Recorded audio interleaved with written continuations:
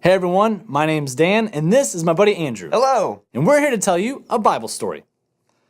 This story begins in the land of Israel. It was a very scary time when the Israelites were living in terror. Sorry. It's okay. At any given moment, their enemy, the evil Midianites, could attack from the east and kill everything in their path, destroying their crops, destroying their donkeys, destroying their sheep, destroying their camels. Hump hump. The problem here is Israel was God's chosen people, and now they're without food, without shelter, and being bullied at every turn. But God had a plan, and that plan involved a man named Gideon. Gideon was chosen by God to defeat the evil Midianites. But Gideon was not chosen for his skill with the sword or his muscular physique. Pump you up. It's impressive. Or his dashing good looks. Like that guy. Hey, thanks, man. Yeah. But God knew that Gideon was the right man for the job. God saw something in him that no one else could see. His small intestine. His heart. Oh, right. Sorry. His heart. One day, an angel appeared to Gideon. The angel told...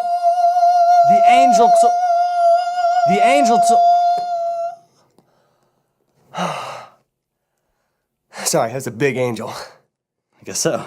The angel told Gideon that God wanted to use him to defeat the Midianites. But Gideon was shocked. He said, "Why me? I'm just a regular guy." But the angel said, "The Lord is with you, mighty man of valor." So Gideon followed the angel's instructions and gathered an army of 32,000 men. And they began to march towards the camp of their enemy, the evil Midianites. But then the Lord stopped Gideon. God said, "Send home any man who's afraid." Well, 22,000 men dropped their swords. Oh, ow. Hey, you okay? Yeah, I got myself in the foot a little bit. It's okay. I'm fine. Just keep going. All right. So Gideon only had 10,000 men left, but they regrouped and they kept on marching. But again, God stopped Gideon. He told Gideon to lead the men down to the river for a drink. 300 men cupped the water with their hands. The rest of the men got down on their knees, stuck their faces in the water, and slurped.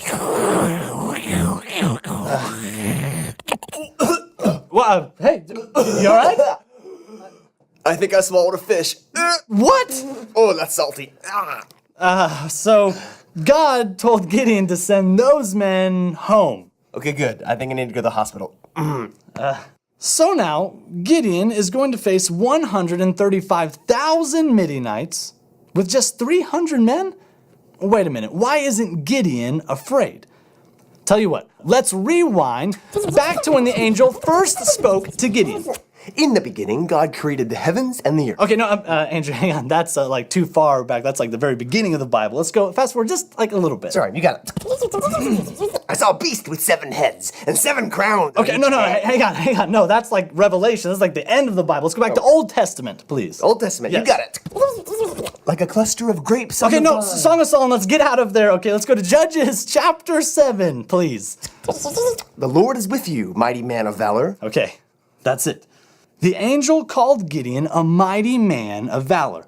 Even though Gideon didn't feel like he was anything special, he chose not to listen to his feelings. Instead, he believed what God said about him, that he was a mighty man of valor. And it was time to act out God's plan. So one night, while the Midianites were sleeping, Gideon and his men quietly surrounded the camp. In one hand, each man held a torch, covered in a clay pot, and in the other hand, a trumpet. Then, in the middle of the night, Gideon gave the signal. They broke the clay pot, held the torches high, sounded the trumpets, and shouted for the sword of the Lord and Gideon. What he said! The Midianites sprang out of their beds, grabbed their swords, and totally panicked. They just started fighting. In their confusion, they started killing each other.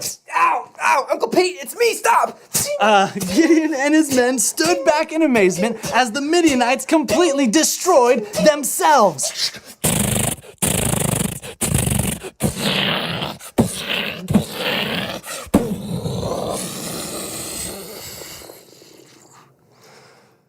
That day, Gideon defeated the Midianites because he always believed what God said about him, that he was a mighty man of valor.